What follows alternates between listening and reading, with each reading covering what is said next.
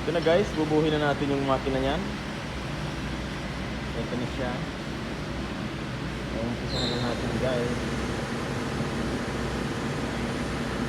Ilagay muna natin ang oil.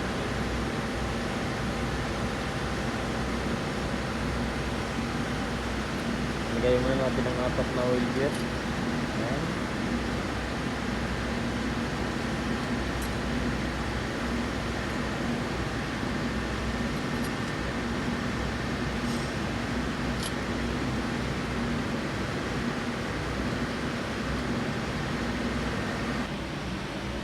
Guys, kita na natin. Wala naman tong torque, kahit hindi mo ito i-torque, ayos lang yan. Ito yung basta't mahigpit lang, ayos na yan.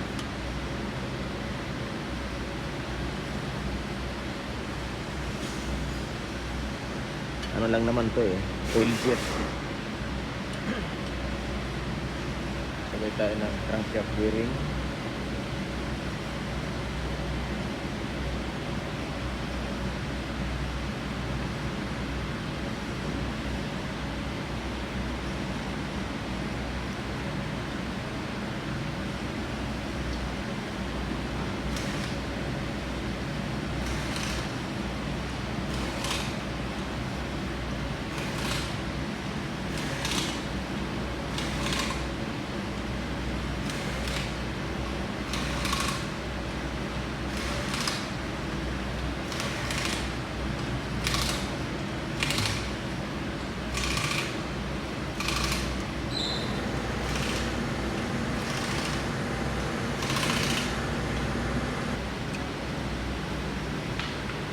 Guys, maglalagay tayo ng crankshaft.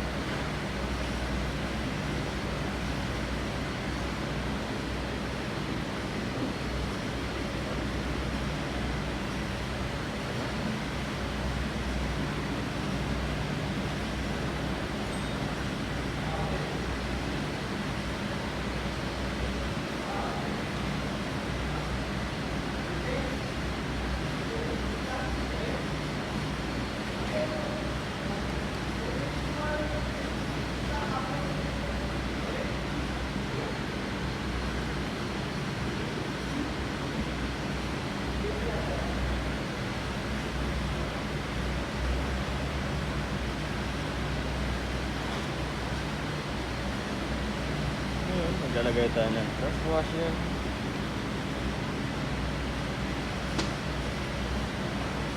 Ito ganyan siya.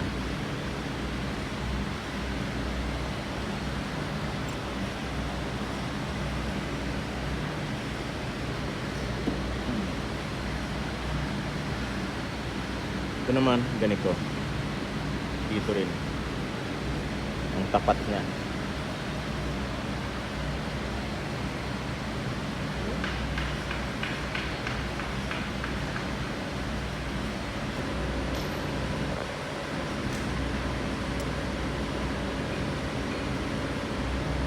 Ito muna ilagay natin sa unahan.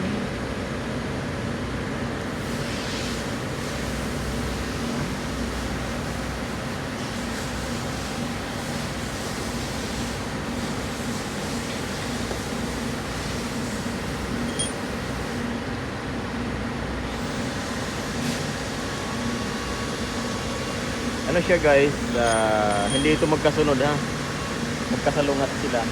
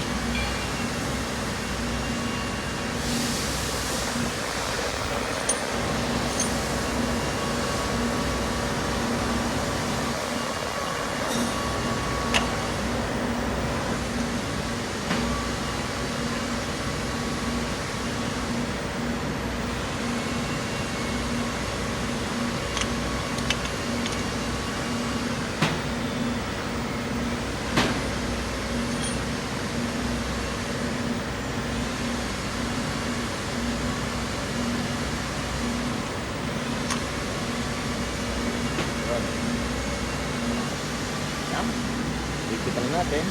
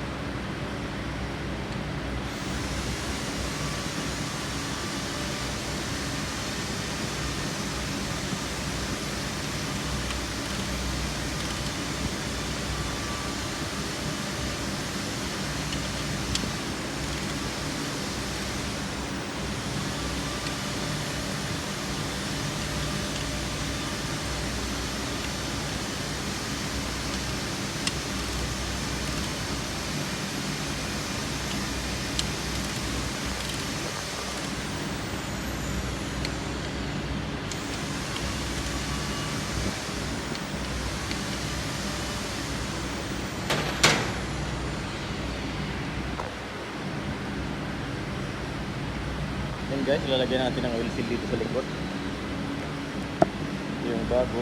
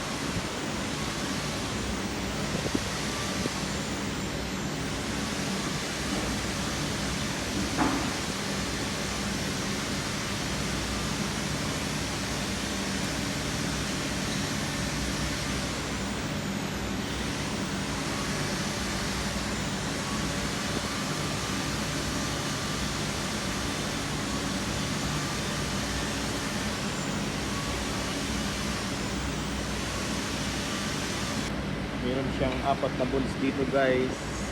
A8 ang size niya.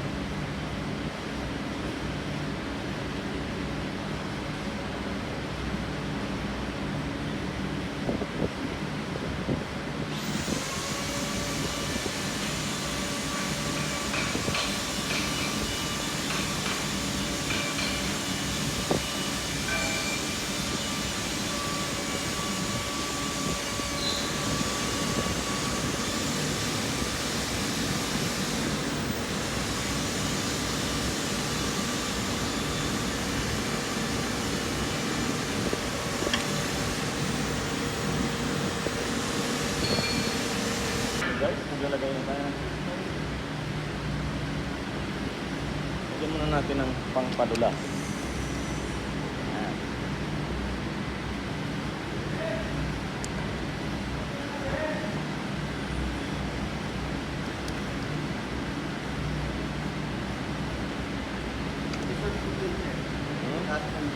Yes, put inside.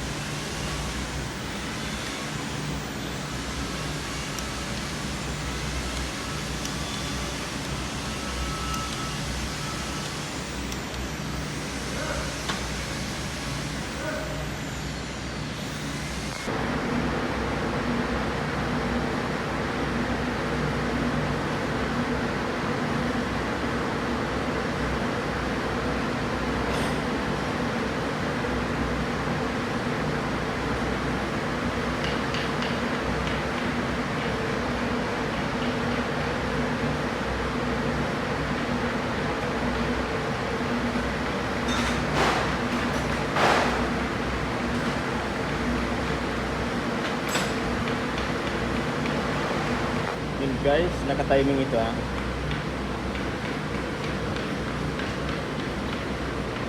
Ito, yan yung marka. Tapos may marka rin yan dito sa shop.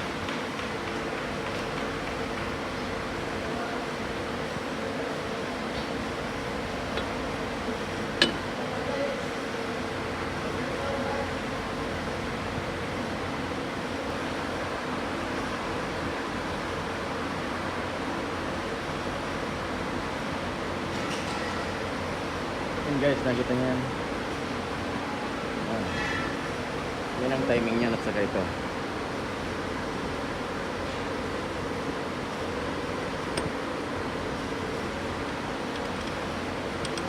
Yan.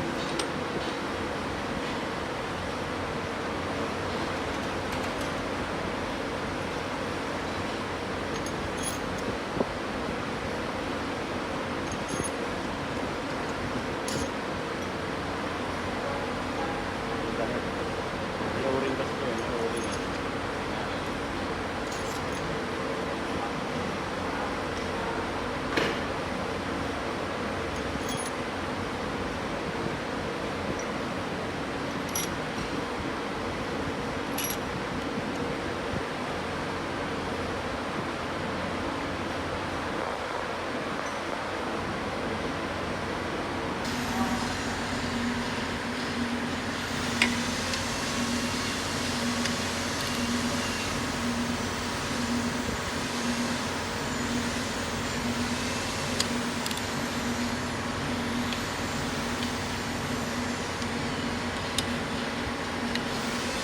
£40 lang ito guys.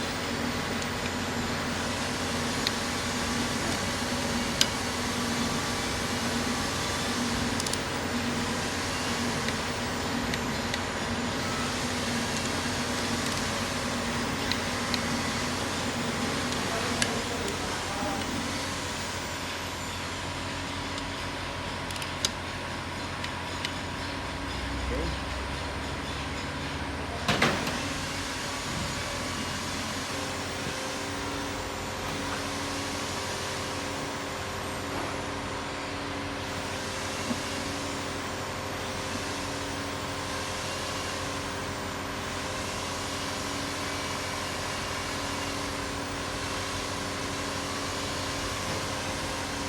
Kailangan lagi siyang basa guys. Yan. Para hindi siya malagkit. Okay. So, yan. Nakubiran na natin ito guys. Lahat may cover na. Ngayon magkakabit tayo ng oil pump. Huwag niyo itong kakalimutan ha. Dito siya.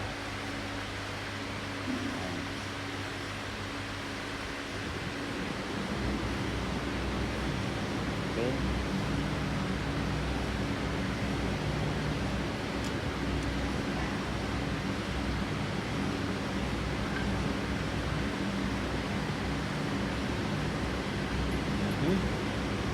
Dito ito.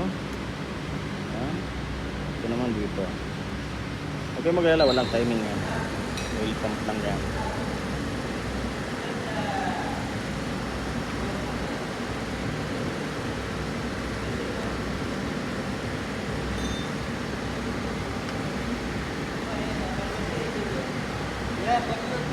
Hirap. Ini kita hammer.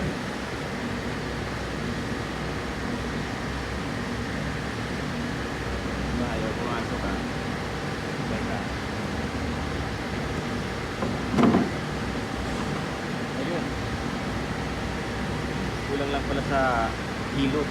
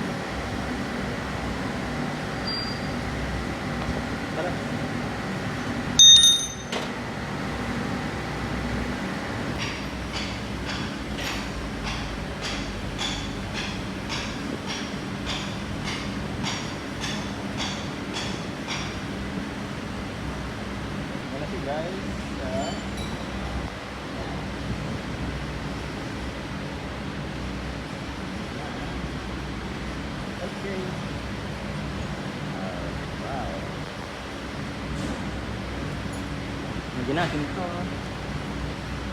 Ayan. Lagyan natin yung damper chain. Ayun.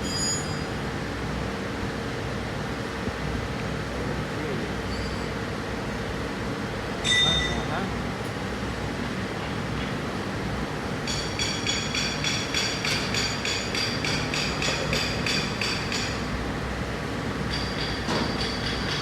Lagyan natin ang timing chain.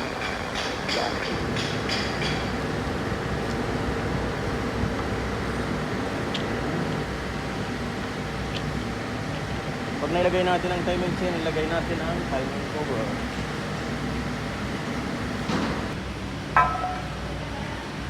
Yun guys, magkakabit tayo ng timing cover.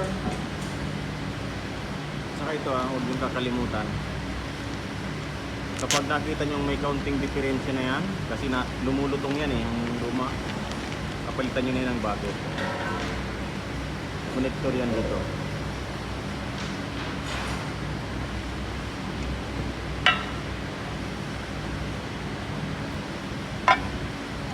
Lagyan nyo ng oil, counting oil lang, yung dumulas lang siya.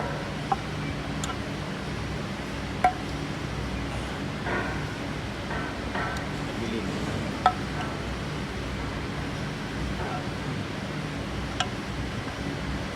Tagilid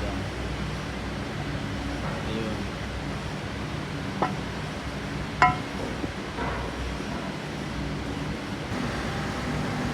Guys, huwag nyo itong kakalimutan din ang lagay ng silicone dyan.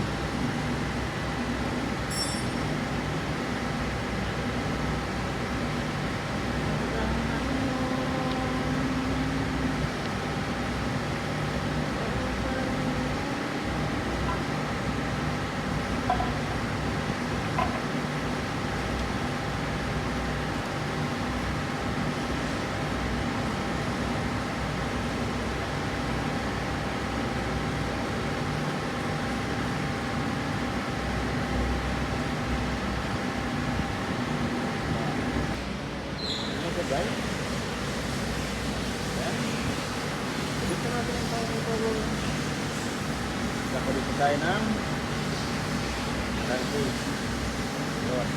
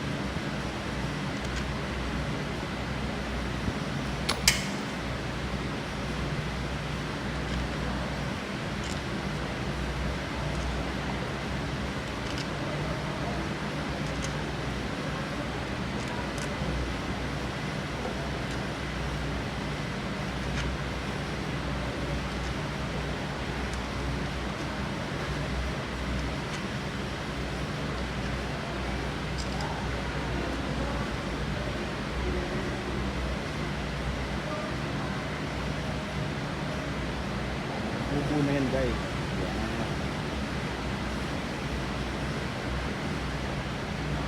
Okay guys, gagamitin natin yung kanyang crankcase. Natalagyan na rin natin. Magkakabit tayo ng cylinder dito. Ayan.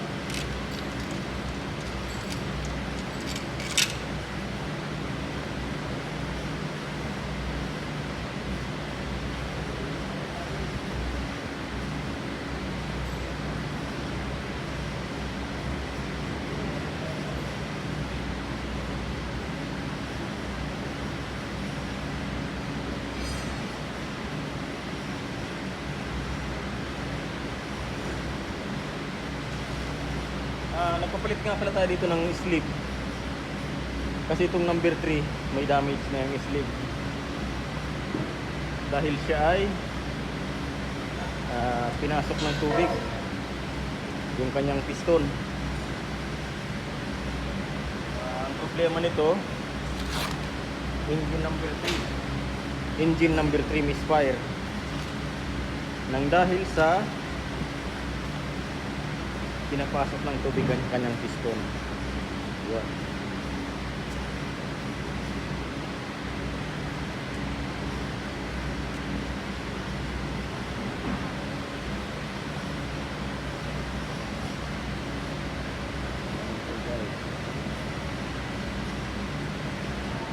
Nilapat natin ang cylinder head. Grabe yung machine shop, hindi man ni-resurface. Oh. Babalik na dito sa kanila. Kasi dito nagka-problema. Oh. Ayan, oh.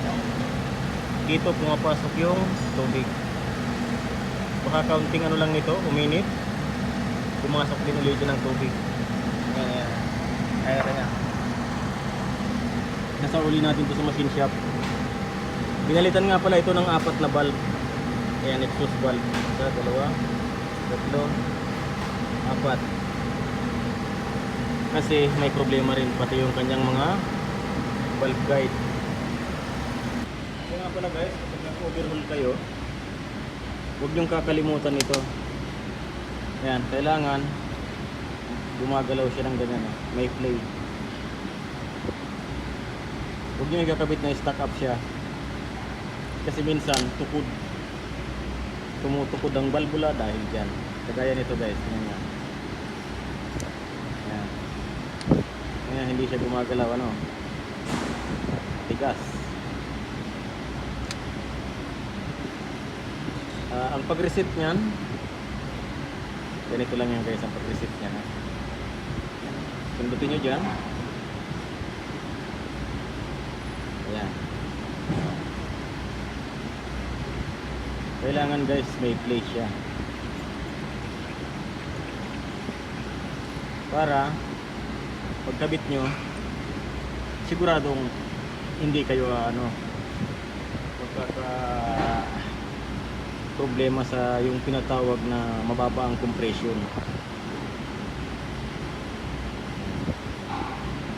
Kasi kusa yan guys uma-adjust kapag nando na, kapag nakakabit ng camshaft, naglalak siya ng kusa. Tapos pag tinanggal mo ang camshaft, uunat yan ng ganyan, sasagad siya. Kaya minsan hindi umaandar, sasabihin natin loss compression or piston ring or singaw ang valvula. Dito yun guys sa hydraulic lifter.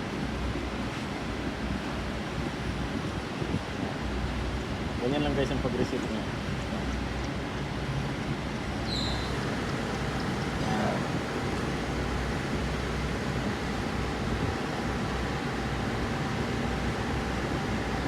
Guys, maraming salamat sa panonood. Nandito muna ang ating video kasi ibinalik natin sa machine shop yung ating cylinder head